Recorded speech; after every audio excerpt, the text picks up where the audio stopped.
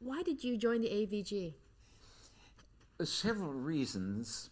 One, I had seen my sympathies, of course, were with the Chinese people because of the atrocities that I had seen in our newsreels and so forth that the Japanese had subjected the Chinese people to. And one very impressive picture I saw was this little baby in the railway station, I think, in Shanghai. The other was that most of us in the military thought that we would be in the war sooner or later, but not as soon as it turned out. And I was, at that time, I had been, first of all, I was graduated and I was flying in what they call pursuit at that time. Later on it became known as fighters.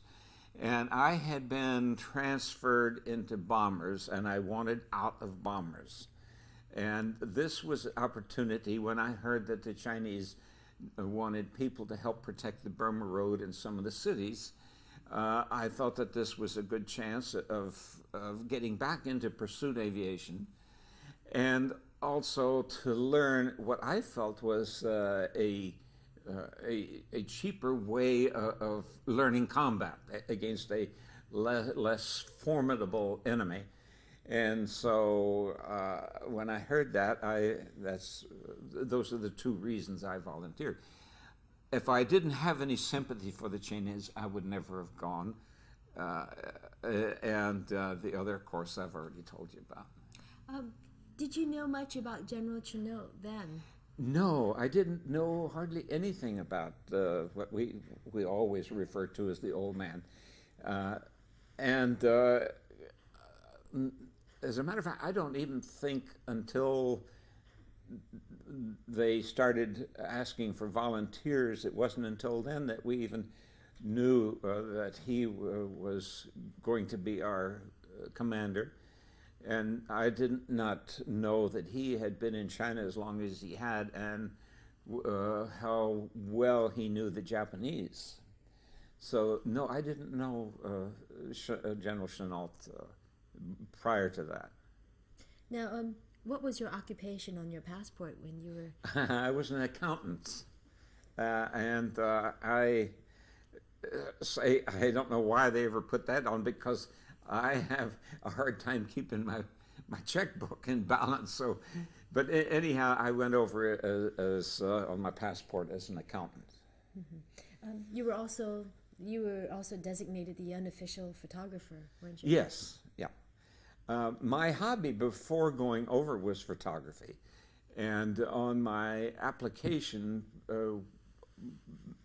telling them both that I was a fighter pilot and that I was also had been engineering officer in the squadron that I had been in the military, that photography was my hobby. And so before we sailed, I say we as the group, sailed from San Francisco, I was given some money to purchase some movie equipment, 16 millimeter camera, and a bunch of film, and to do with what I wanted to sort of document the whole thing. And that's how I did a lot of the movies on the boat going over. Then after that, I turned that over. We had a photo section out there. I turned that over to the photo section.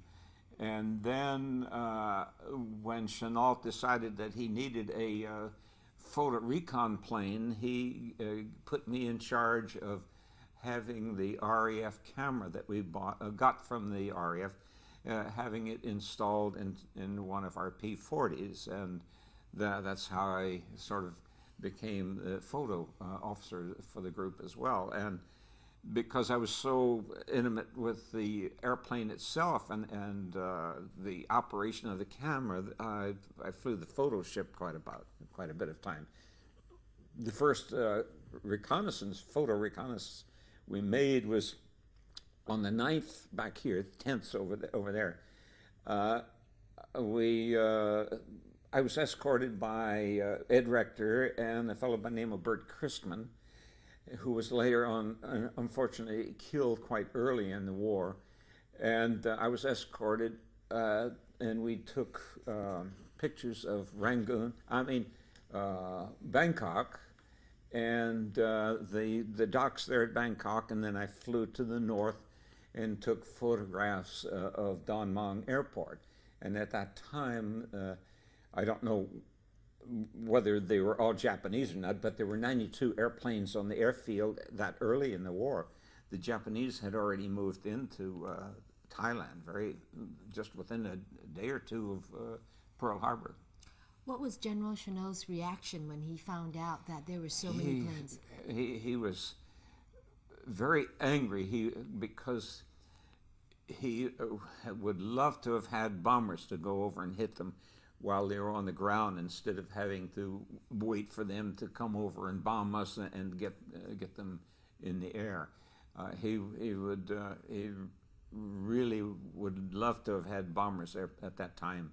What did he say to you when you told him this?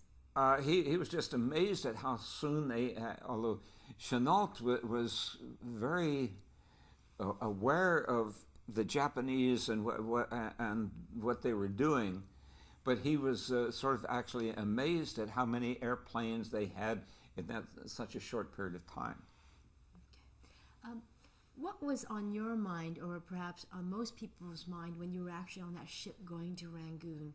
I mean, was there uncertainty about perhaps not ever coming back to the States and seeing that? I never looked at it that way. I sort of I never did think that I wouldn't be coming back or being killed.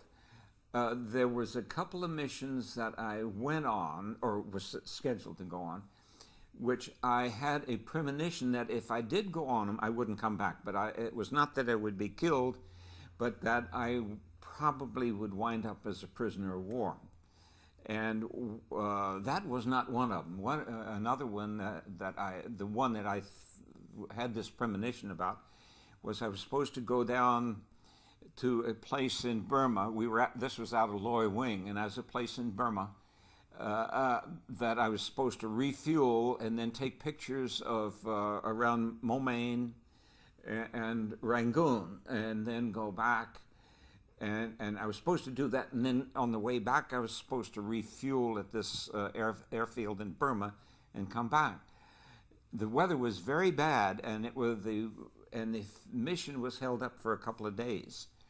And had the weather not held up the mission, I wouldn't have gotten back because the airport that I was supposed to refuel at had already been taken over by the Japs, and I would not have had enough gas to go anywhere. And here I would have gone in and landed at the place where the Japanese already had.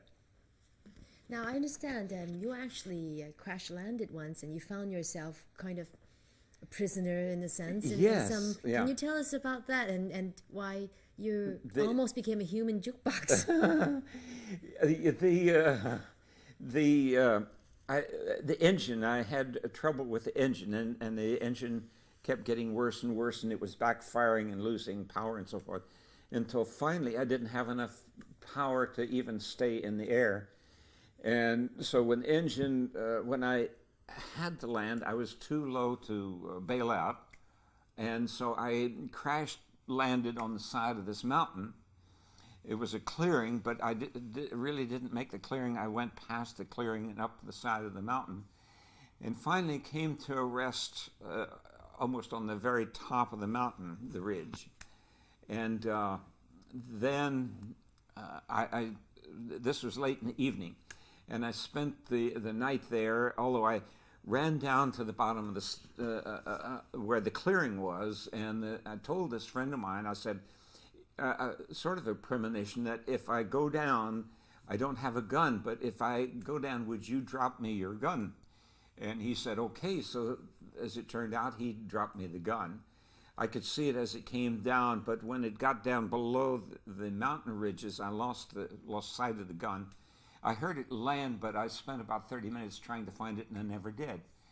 But anyhow, I climbed back up the very steep slope to where the airplane was, and there was gasoline all over the place. And so I was still afraid of it catching on fire. So I sat down underneath a tree quite a ways away, and now it had started misting, drizzle.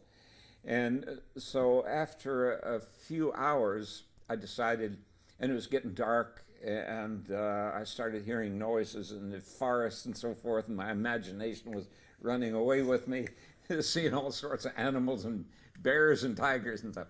So I got into the airplane, what was left of it, and it was real cold then, and I took my parachute and I pulled it open and covered myself up with the parachute, and I spent the night in the parachute.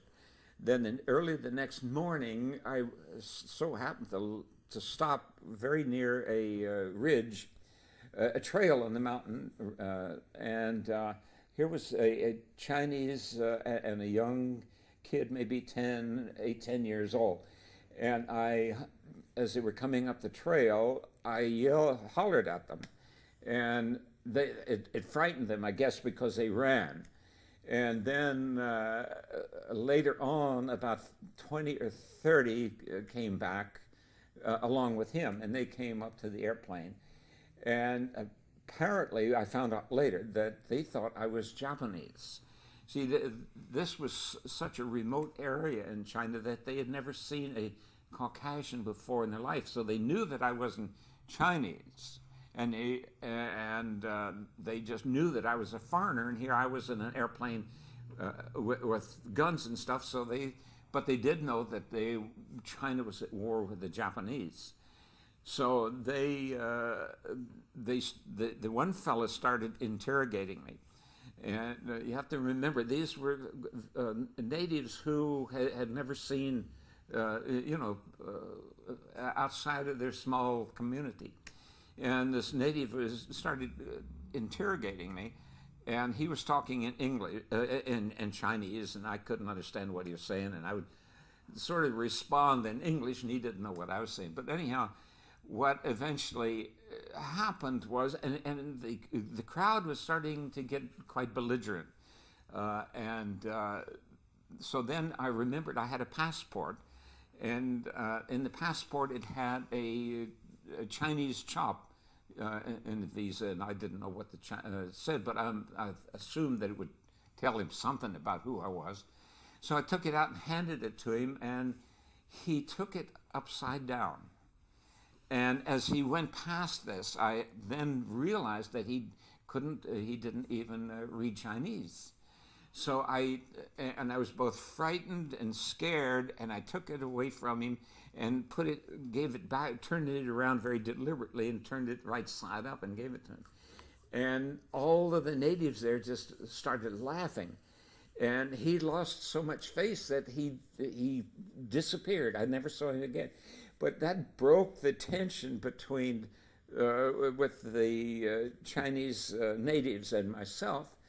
And then things got better, but not completely. They built a stockade around me, wouldn't let me leave it, and we had to stay the night there. And the next morning, we had dinner that night. They cooked some stuff in a bowl and a broken egg and some rice and stuff. And the next, it wasn't until the following evening when I had landed near a air raid warning net station, and the word got up to them who I was and that I was fighting for China. And they just between night and day, they couldn't do enough for me.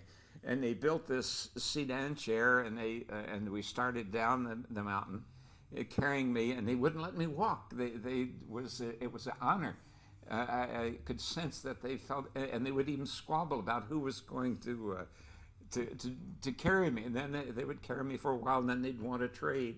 And so they carried me in the sedan chair all the way down to this village, and I spent the night in that village, and where this Chinese radio warning station was. And so the next day, early the next morning, they took me And we met some of the other fellas coming in. They had sent a doctor up there and a couple others, and we met partway between there. And then I was flown. They had flown up. The other fella, one fellow was killed, Lacey Mangelberg, and Ken Merritt had survived, and so they took him by the ambulance, and I went by air back to Kunming. I understand that Lacey's death really affected you. Yes, quite. I felt, although really, looking back on it, it really wasn't my fault because I couldn't do anything about it. We didn't have any decent maps. We didn't have radios. And I had passed a CNAC airplane not too long before I crash landed. And I knew from the CNAC airplane that we had to be right on course because I knew that he had taken off from Kunming and he was on his way to Lashio where we had left. But I couldn't get this across to them. And so when I went down, and the maps were so poor that they didn't know where we were. And I, as I say, didn't have radios. I couldn't tell them anything. So they got confused and finally thought, not knowing where they were. Unfortunately, had they continued on the course that we were on, they would have been in Kunming in about 10 minutes. But they chose to try to make emergency landings, and that's when Lacey was killed. I'm sorry, I'm going to have to jump back to earlier sequence. Yeah. I understand you always carried records with you. Yes. You always made sure you had a phonograph, Can you tell us about that and how that mesmerized the neighbors? Well, when we were in Tongu, quite a number of us had bought this wind-up Victrolas, and I had also quite a number of records. And I had stuffed these, my clothes and suits and the Victrola and the records all around the airplane, and none of them were broken. And so before they found out who I was, to sort of help pass the time and take their minds off of me, I had taken all of my stuff out of the airplane, including the wind-up phonograph. And so I started playing that for them, and they became quite interested in it, and they were looking inside of it and couldn't figure out that they could hear voices, of course, singing and so forth, but they didn't know where it was coming from. But anyhow, it kept them quite occupied, and every time someone new came up, I had to play the record all over again for them. So that's just a really funny story. What was Hostel #1 like? It was very nice. It was much better than we had been than we had in Tongu. It was a sort of a brick building with a sort of slate gray building, and we all had our individual rooms there. We had hot baths and modern toilets, and we also had a dining room, and we also had a recreation room and bar, and it was very nice. The only bad thing about it was that it was so far from the airfield, so we would have to get up fairly early in the morning and drive from the hostel #1 all the way out to the airfield to stand alert. And the road was very rough, and we would try to sleep in the cars or whatever. But the hostel itself was very nice. What would be your daily routine? Like, Chennault, did he have lectures every morning, and were they quite religious? And only during the time before the war. We had daily lectures at Tongu, Burma, and he would draw. He was not an artist, but he drew the pictures and the outline of sort of an airplane or something like that, and he drew where the guns were and how how they would traverse and the areas to avoid and like coming up into on the belly and things like this, telling us how to and also told us about the speeds of the different Japanese airplanes and the vulnerability of them. But this was only during the time that we were in Taungoo, Burma. So then, after that, when we got to Kunming, we didn't have any more training or lectures. What kind of respect was given to Erik Shilling? Did a lot of people think, well, who's this washed up No, army? What is he doing in China, telling us what to do? No, his appearance was almost demanded respect. He was very, very impressive person. And we knew just instinctively that he knew what he was talking about. And I think everyone loved the guy. He was a real nice person. He was quiet-spoken. I've never seen him angry. He would, if you did something wrong and so forth, he didn't get all excited about it. He would talk to you in a calm voice. And he was, to a great extent, quite a father figure to me. And I loved the guy just like I would my father. Now, the first real test for the AVG came in late December 20th? Yes. Right? Yeah. Can you tell us how many Japanese planes were attacking Kunming, and what can you take us through that quickly? Yeah, although I wasn't there. I was had been in Rangoon at that time, and this had happened before I got to Kunming. And what happened was that the Japanese had bombed Kunming, I think about on the 18th, and we arrived after they bombed the place. And the next day, the Japanese didn't come back, although we expected them to. But there was no opposition against the bombing. And then, on the 20th, I don't believe the Japanese knew that we were there yet. And so, anyhow, there were 10 bombers that came up, I think, from Hanoi. And Chennault sent two waves of fighters after them. One wave didn't find them, and the second wave did. But anyhow, they attacked the bombers, and right away, a couple of them were shot down in flames, and then they turned and dropped their bombs and started going back to Hanoi.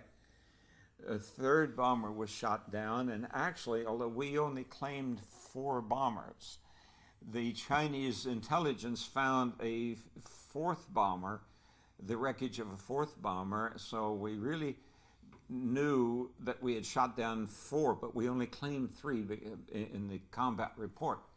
Then we found out later on through Chinese intelligence, they had Chinese intelligence near Hanoi, and so we would know, even when they were taking off from the intelligence Chinese who could even see the airfield there. And so we found out that about only one of them really ever got back to Hanoi, and the others had a lot of battle damage, and only but one, and it was badly shot up. All of them were damaged too severely to fly again. Now, there's some dispute about that, but Chinese intelligence, and later on, talking to a Japanese who was on that raid, said that they had all been destroyed, or not destroyed, but shot up very badly, and that he had at least 30 bullet holes in his airplane, and one of his crew had been killed, and that was the one who actually was able to land at Hanoi himself.